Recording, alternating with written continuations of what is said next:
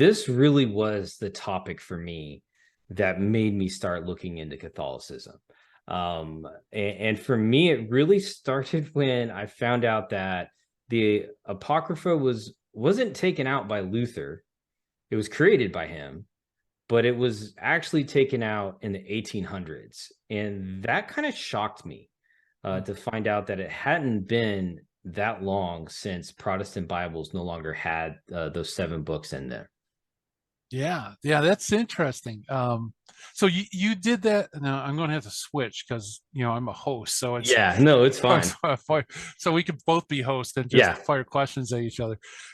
So you discovered that on your way to Catholicism about the early 1800s? yeah. This was Wow. my wife had heard something about it 5 years before I started researching it. It was like right, I think she was pregnant with my youngest when she had said something, and I was like, that can't be right. Like that's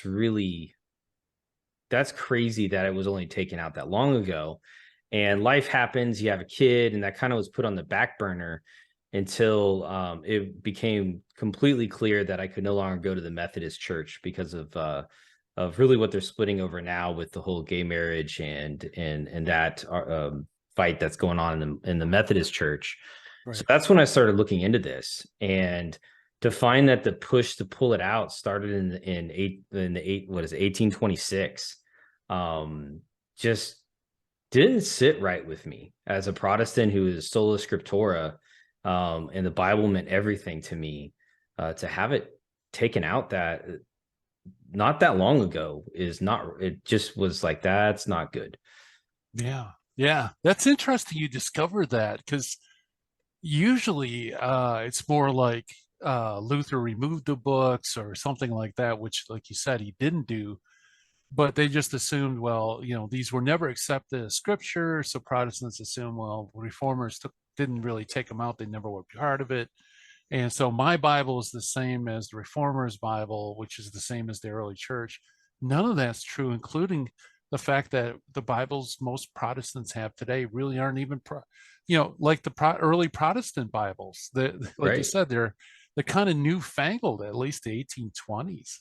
Yeah, and because growing up, that's what I believed, that the NIV that I was given when I was baptized at 17 was the same Bible except not King James, right? We won't even go into the King James worshiping on the Protestant side of things. But I did think that it was the same, that oh well, after the Reformation, this was the Bible that everybody used. And growing up, and you know my story with being Church of Christ, and a lot of people watching this have heard me say that a lot. Mhm. um the Bible meant everything. And and even the fact that I was thinking about this when I started discovering this, like that the Campbell movement, the Stone Campbell movement, started in the 1830s.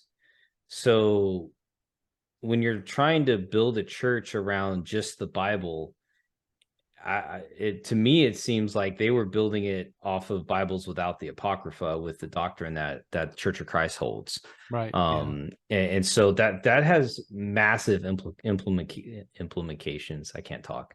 That can have a massive effect on the way you view your faith.